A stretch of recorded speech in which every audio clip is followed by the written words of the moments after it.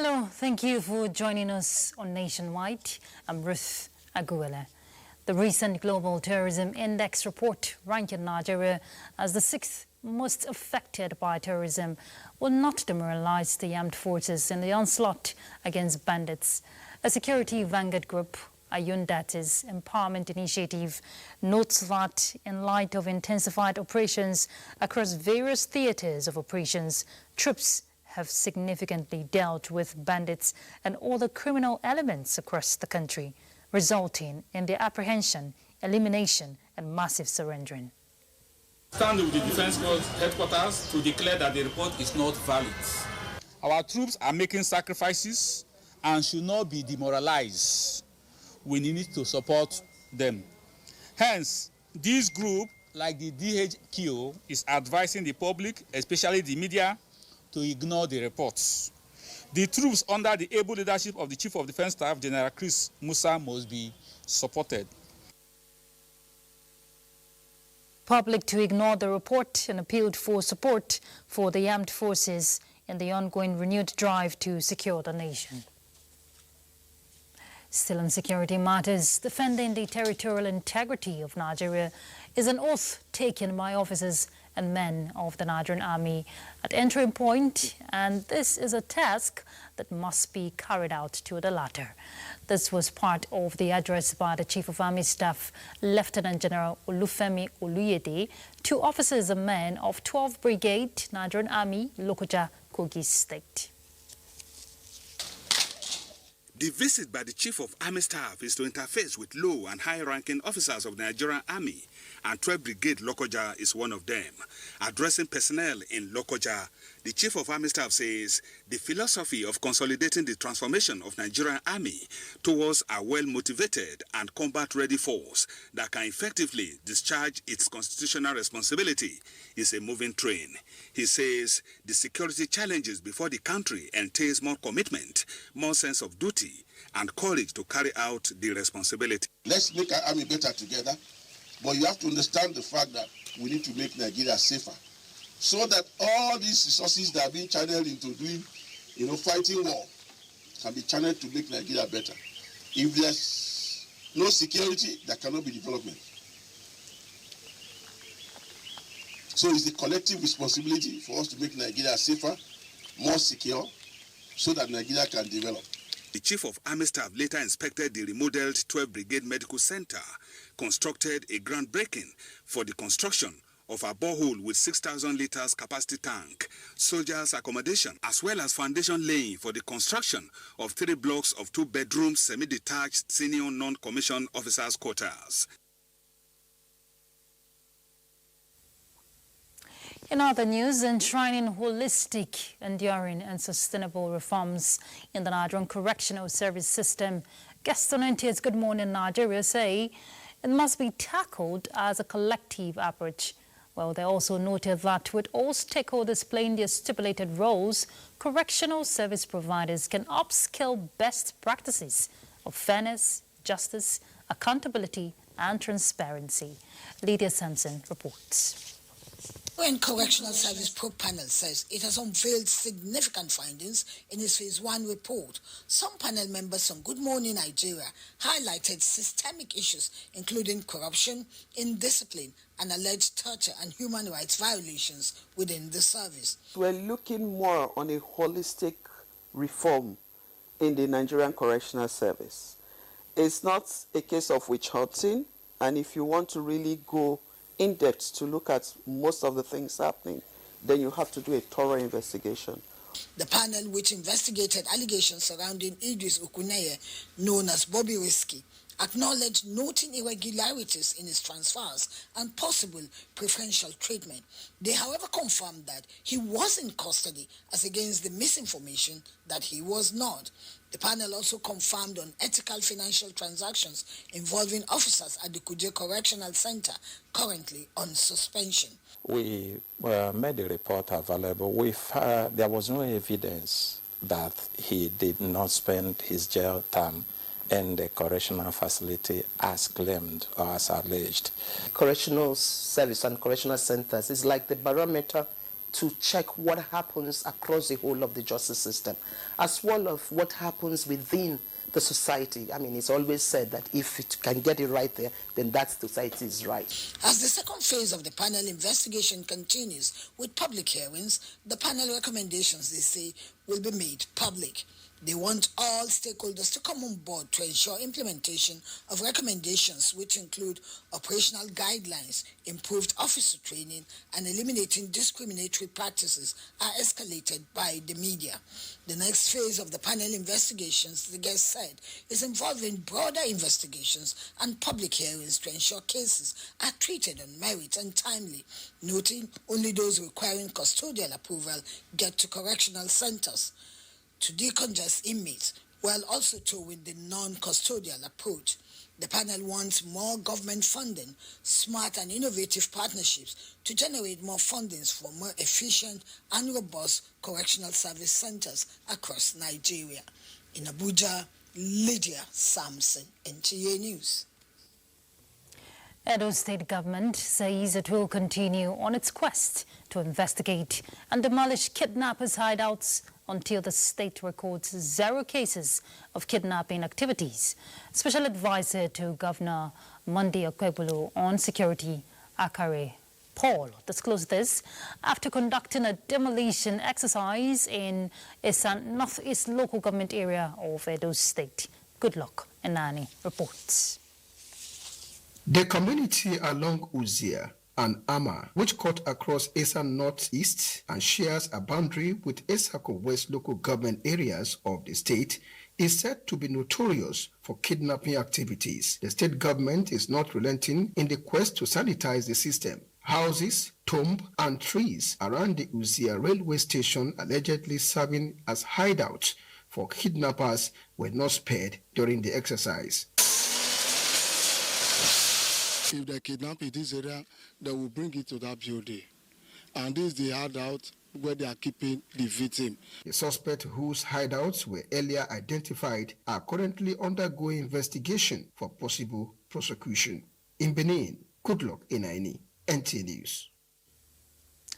And we join Goodluck Inanim now, who is standing by to give us more insight on how the state government is tackling the resurgence of kidnappers' hideouts in the state. Good luck.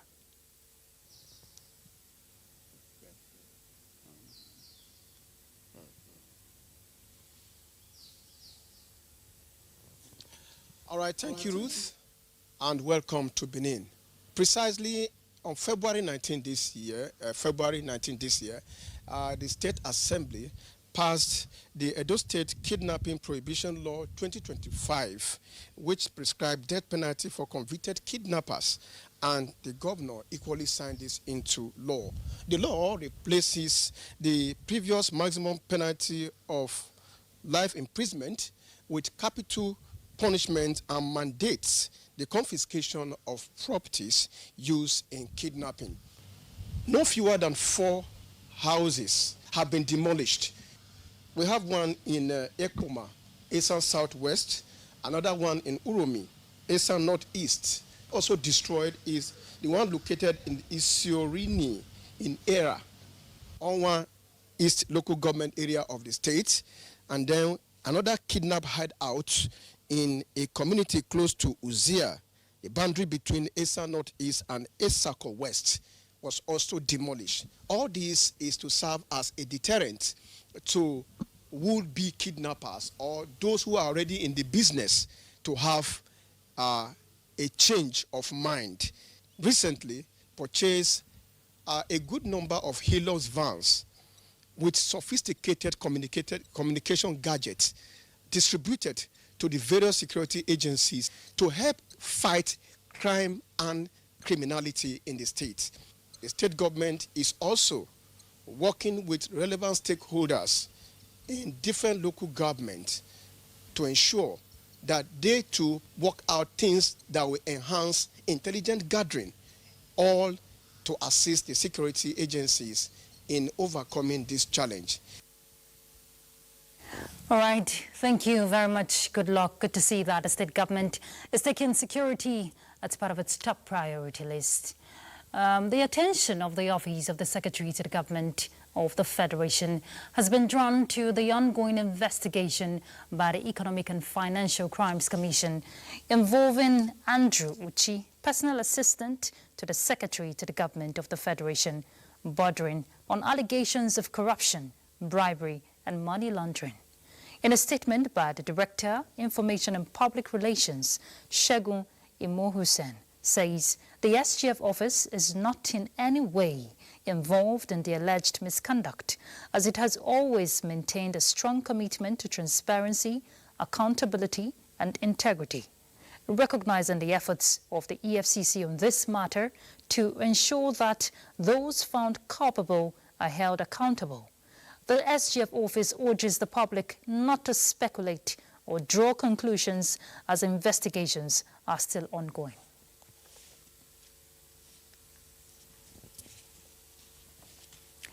The Federal High Court Lagos Division has ordered the arraignment of former chairman of First Bank of Nigeria PLC, Oba Otudeko, and the bank's former managing director, BC Onosoya, over an alleged 12.3 billion naira fraud.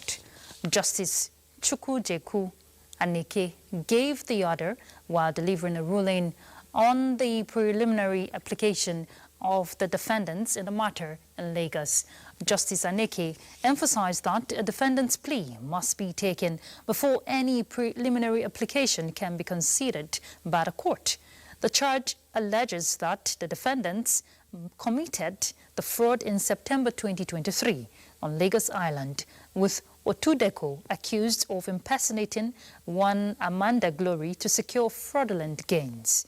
The alleged offence violates sections of the Cybercrime Prohibition Act 2015 and the EFCC Act 2004. Coalition of civil society organizations in Nigeria has appealed to President Bola Ahmed Tinubu and the Chief Justice of the Federation to wade into the Benue State judiciary crisis in the interest of democracy and rule of law. The coalition was speaking during a protest in the Federal Capital Territory, Abuja, where they alleged that the embattled Chief Judge of Benue has violated several constitutional procedures, with the latest from the conduct of local government elections. The organizations accused some few politicians for fueling the crisis in Benue State, saying there was no need for the continued manipulation since the APC has constituted a unity state working committee led by Benjamin Omale. An election tribunal not to pay security deposit, a constitutional prerequisite for any valid petition, and he's not being sanctioned. He again violated the electoral laws of Benue State when he relocated the local government election petition tribunal at Abuja, which is clearly off territorial jurisdiction in clear violation of the Benue State electoral law. The nation expressed regret how some people derive pleasure in seeing the state sink into challenges of governance deliberately created to keep the state stagnant. Our first step will be Lagos, where we join Adiola. She will bring us the next set of reports.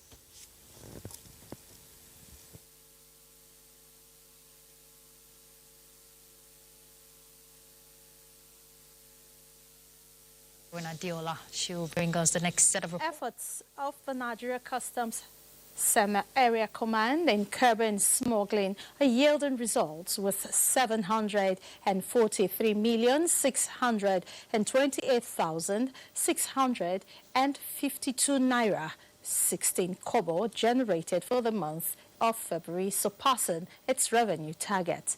This feat, the area controller, Ben Ramalugo, says will be sustained with renewed commitment to ensure there are no leakages and promote trade facilitation. Joel Pokbola has the report. It is the main media briefing of the Customs Area Controller in charge of Seme Command since assumption of duty, and the major achievement is the increase in revenue and improvements compared to the previous months. Ben Oramalugu explained that the command's strategic restructuring has increased operational effectiveness, fortified border security, and promoted strong interagency synergy. This, he says, culminated into various interceptions of smuggled products and illicit commodities with duty-paid value of 267 million naira. The command facilitated a total of over 28,000 metric tons, equivalent to 806 trucks of export produce for the month of February 2025, with a free on-board value of 7,852,162,249 naira only, which is equivalent to $4,995,527.78 only. Confiscated marijuana was officially handed over to the NDLEA as part of the interagency collaboration initiative. We want to bring SEM under control. We want to discourage smugglers from coming here. We want to increase revenue. We want to encourage exports so Nigeria will have more revenue. For the area commander, the agency will redouble efforts to sustain the trajectory, warning smugglers that it will no longer be business as usual. In Lagos, Joel Ukbola, NTA News. For cosmopolitan cities like Lagos, affordable housing is a thorny challenge for many residents. To address the housing deficit, public-private partnership and a proper structure to control rent needs to be put in place. Again, Joel Ukbola reports on these and other avenues to bridge the national housing gap. Housing after food and a basic necessity that not everyone can afford. Thus, many live a lifetime of being at the mercy of landlords. Most Nigerians who are lucky to have a house of their own, according to experts, went through tedious processes to acquire land and build in piecemeal.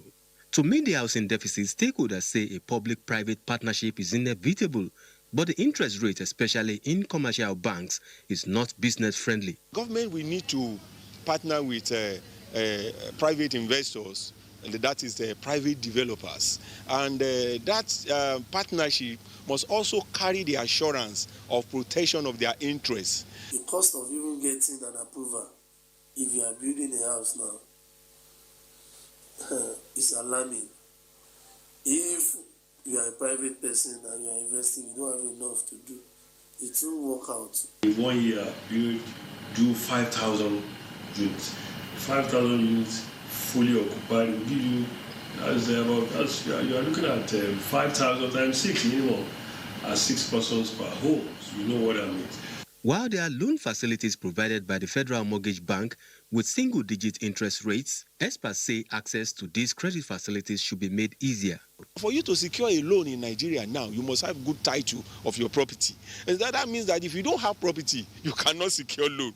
With the Renewed Hope Housing Scheme ongoing in all the geopolitical zones in the country, it is expected that the housing deficit will be reduced, and experts want state governments to also take a cue from the federal government. In Lagos, Joel Ukbola, NTA News. And we are done with the contributions from Lagos. Nationwide will continue in Port Harcourt after this time out.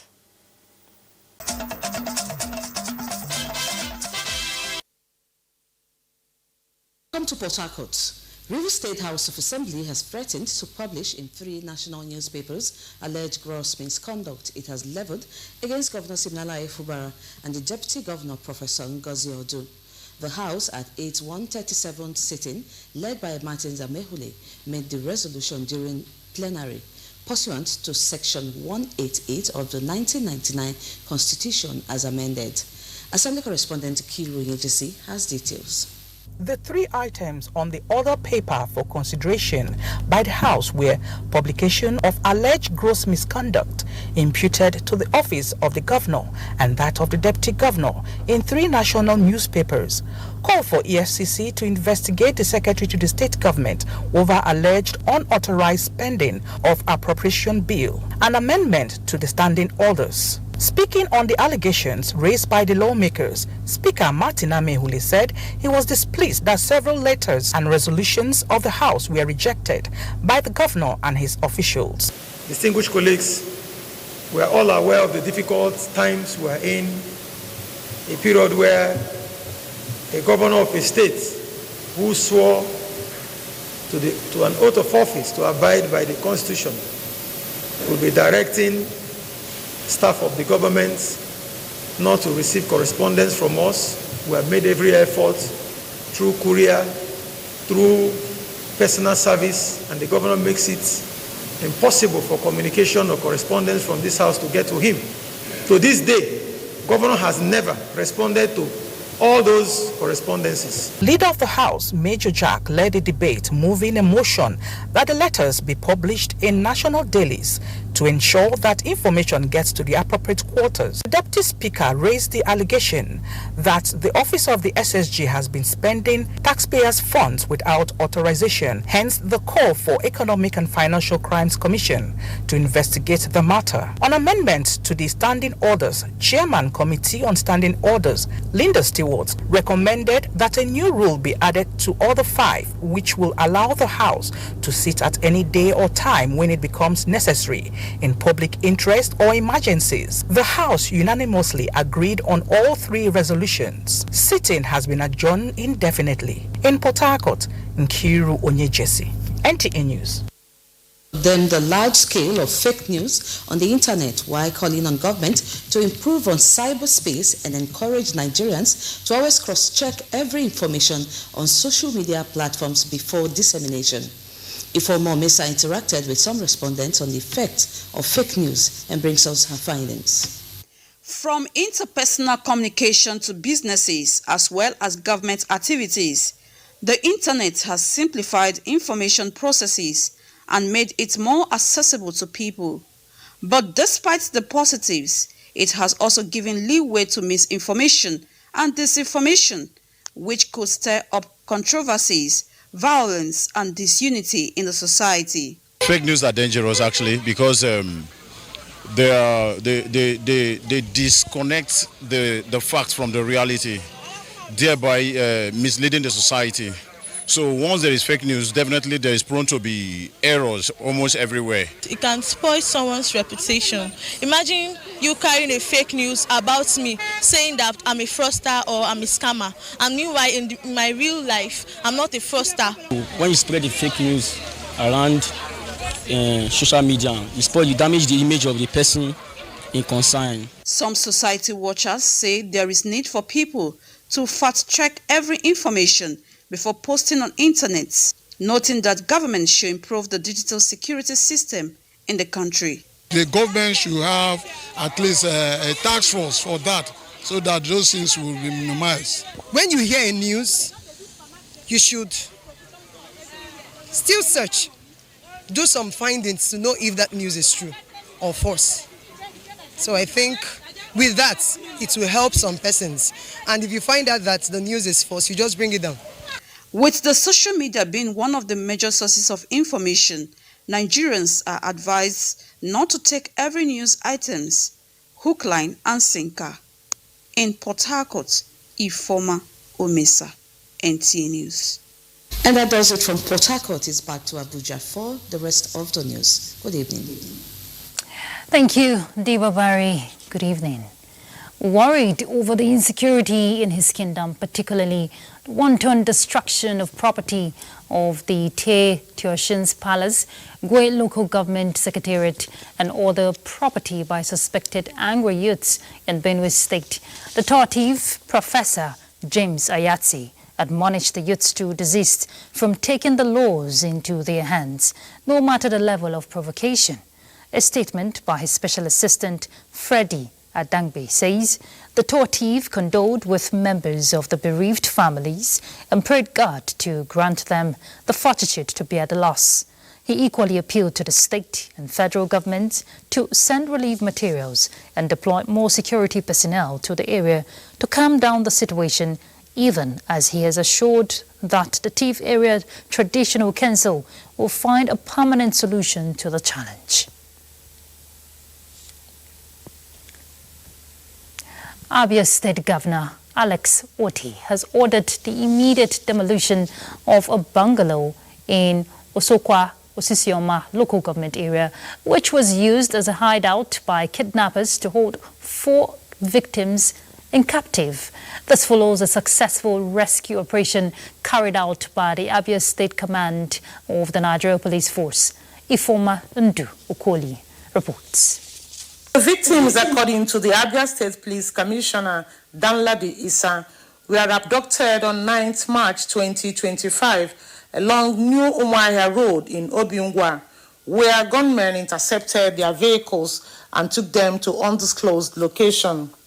CP Danladi, while presenting the rescued victims and the tactical team members to the governor, provided details of the operation. In the exchange of fire that ensued,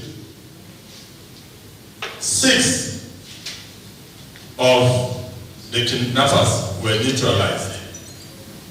Some escaped with bullet injuries.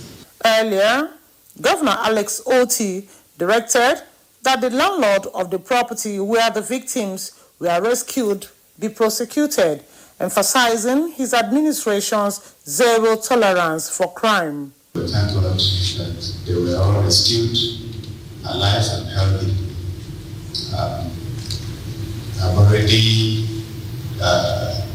with the CP who will continue to do everything possible to keep the state safe. Items recovered from the scene include 2 AK-47 rifles, 6 magazines, and 32 rounds of ammunition.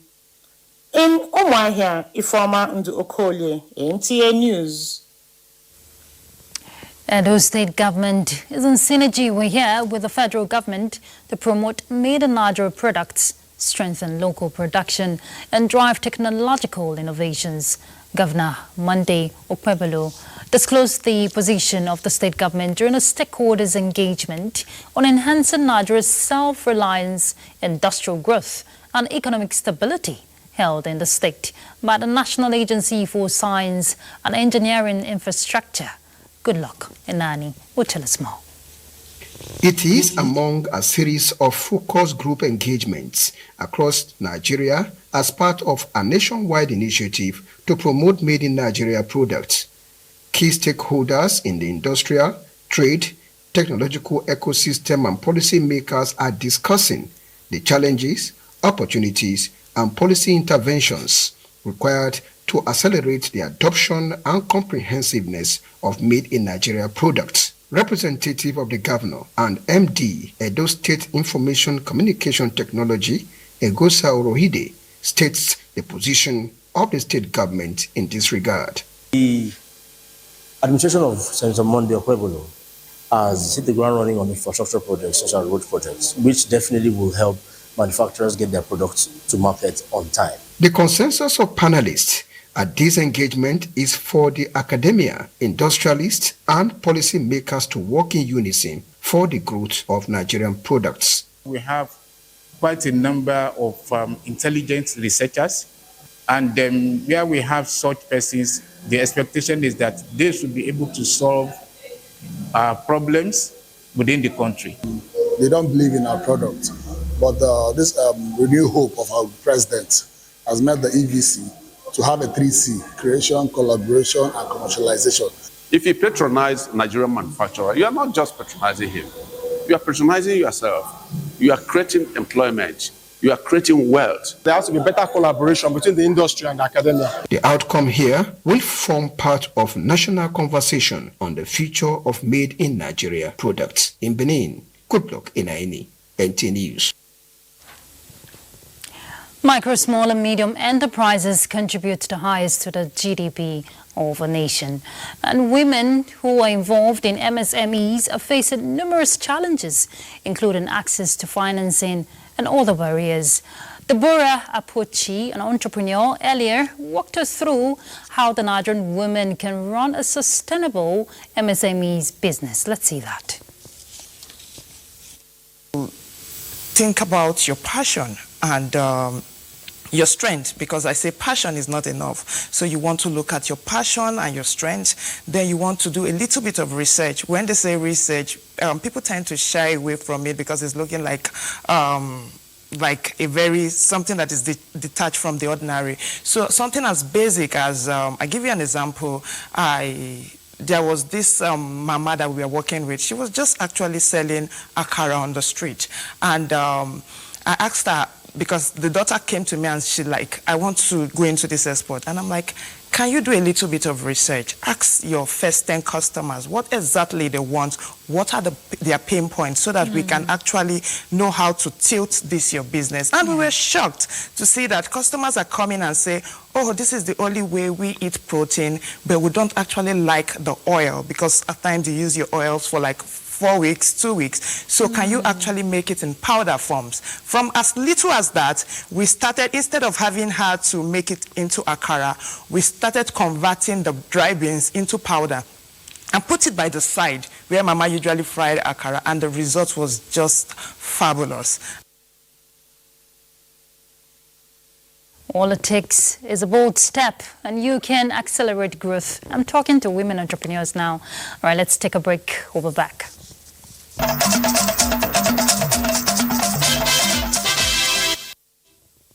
Thank you for staying with us. President Bola Tinubu says the late Alhaja Fadilat Salako, mother of the Minister of State for Health and Social Welfare, Dr. Isiaq Kunle Salako, was a woman of virtues who lived her entire life for the service of God and humanity.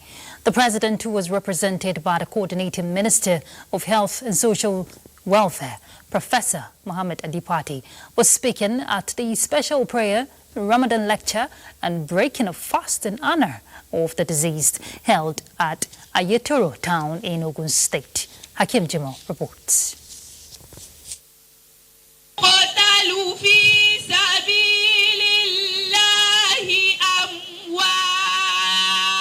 The 3-in-1 program brought together eminent personalities who converged on Ayetoro to condole with the family of the Minister of State for Health and Social Welfare, Isiaq Kunle Salako, over the demise of his mother.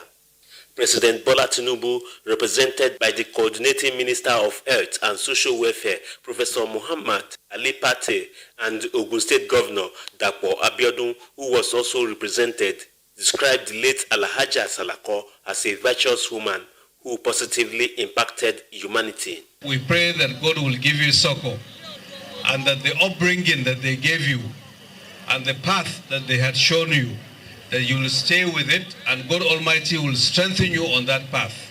Though her departure has left us with a deep sense of sorrow and a notable void, yet her transition signifies the end of an era defined by immeasurable impacts. In a Ramadan lecture, Professor Sahid Oshetumeyi of the Department of Foreign Languages, Lagos State University, Ojo, Lagos, admonished faithful to live in unity and promote the spirit of oneness among others. The sign of a religious person is God consciousness. Be satisfied, be contented.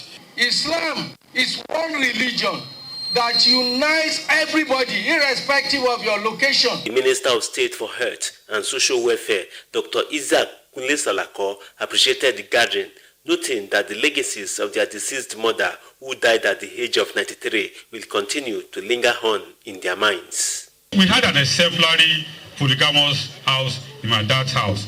So I think that this is a reflection of the teaching of Islam, that polygamy itself is not a problem. In the practice of polygamy, there could be a problem. Special prayers were offered for the country, Ogun State, and other deceased members of the family who had hitherto passed on. From Ayetoro in Yewa North local government area of Ogun State, Hakim Jimo, NTA News. But on to other issues. For years, residents of Kaduna State have faced persistent and severe water shortage, forcing many to depend on expensive boreholes for their daily needs, particularly in Zaria City. Despite the substantial investments by successive administrations, the water crisis we hear continues unabated.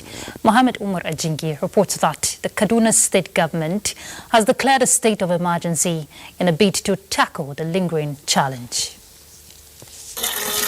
Water, a basic necessity of life, remains a critical infrastructure challenge in Kaduna State. For years, the residents have been struggling with severe shortages, forcing many to rely on costly boreholes.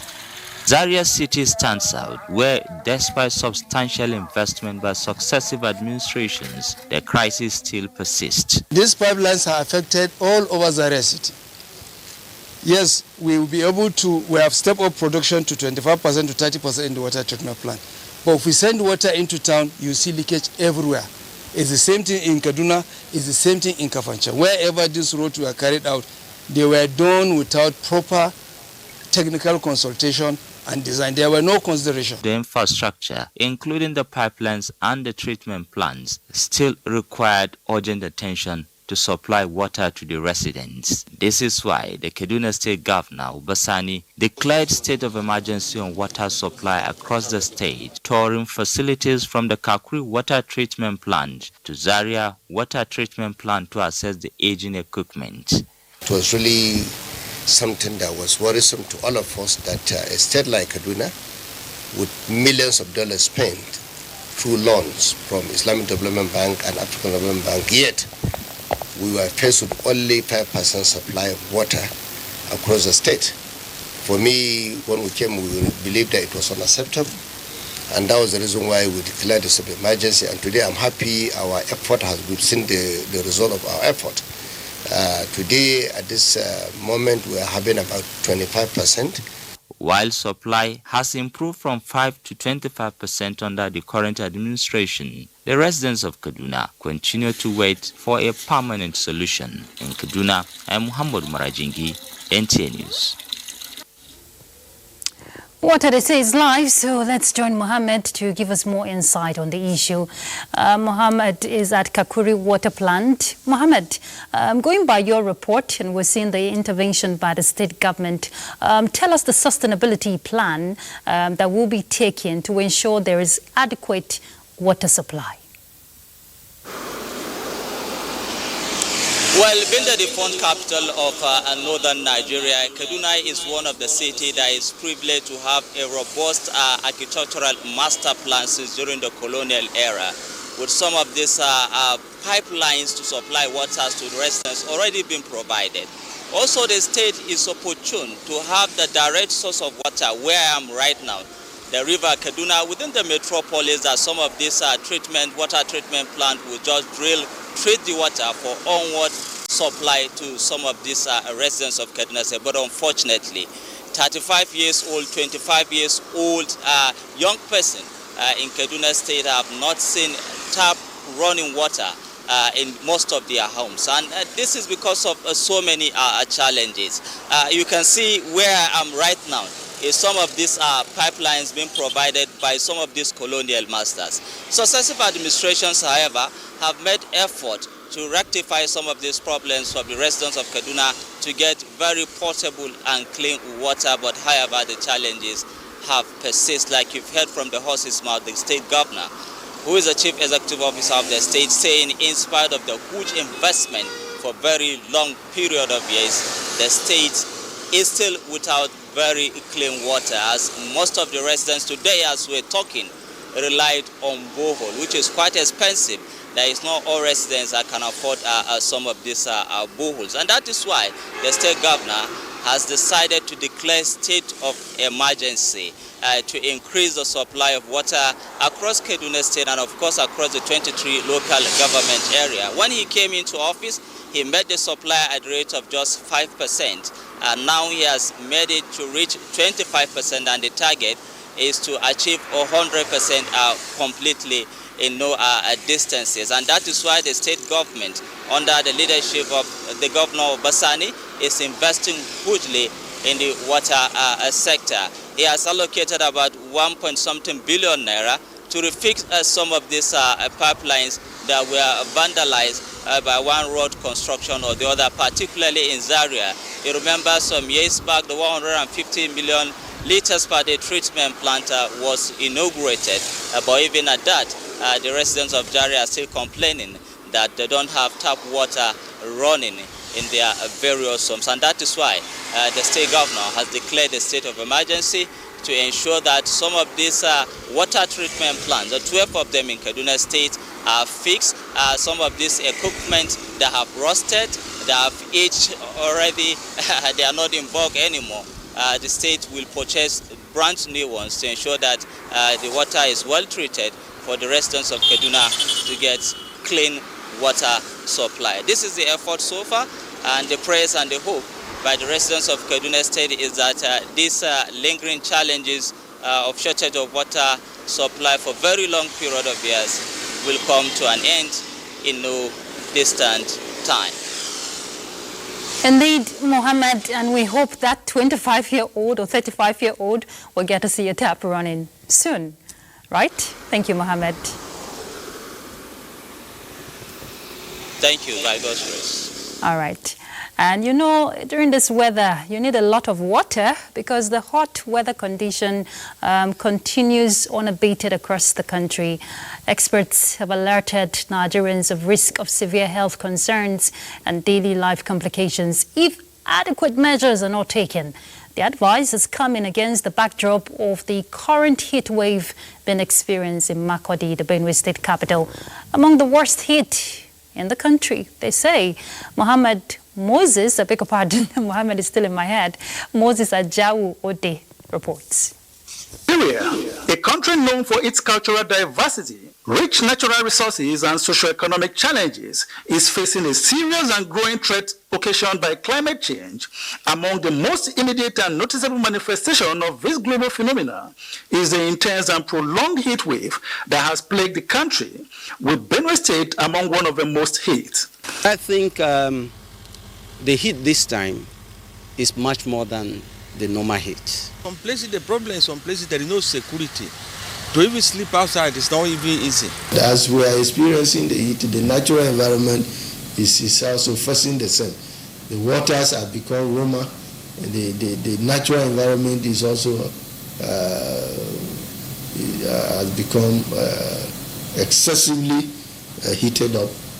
In their condition, when the body temperature increases above 40 degrees Celsius, it can lead to heat stroke, heart attack, and even death. They explain that the average increase in temperatures can be particularly damaging due to the heavy dependence on many economic sectors, such as agriculture. According to the Nigerian Meteorological Agency, NIMET, average temperature continued to rise in recent times, with the current affecting 19 states, including Benue, where the temperature fluctuates between 38 to 42 degrees Celsius. This trend is likely to continue in the near future if adequate measure is not put in place. In Makurdi, Moses Ajao Ode, NTN News. Nigeria and Cuba are enhancing ties through bilateral cooperation by signing MOUs on trade and investment. To further strengthen this cooperation, additional areas will be explored to leverage various key sectors of both nations' economies. Garba Natala reports. For Nigeria, this is a welcome development.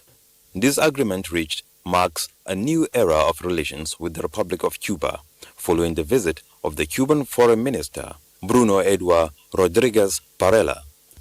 The Memorandum of Understanding focuses on trade, investment, and the health sector. With regards to research, with regards to science, with regards to technology, and this is something that Nigeria is keenly looking forward to working together with Cuba towards actualizing. And we have been exchange views on this matter in order to explore some new interests and consolidate the current ones. The relationship between Nigeria and Cuba spans over decades, but diplomatically established in 1974, built on mutual respect, cultural affinity, and cooperation. Both nations are committed to promoting peace and stability on a multilateral level. Over the years, trade volume between Cuba and Nigeria has been increasing, primarily driven by medical supplies exported to Nigeria. With the new MOU in place, even greater trade is anticipated. In Abuja, Garba Muhammad Atala, NTA News. Sports update is next.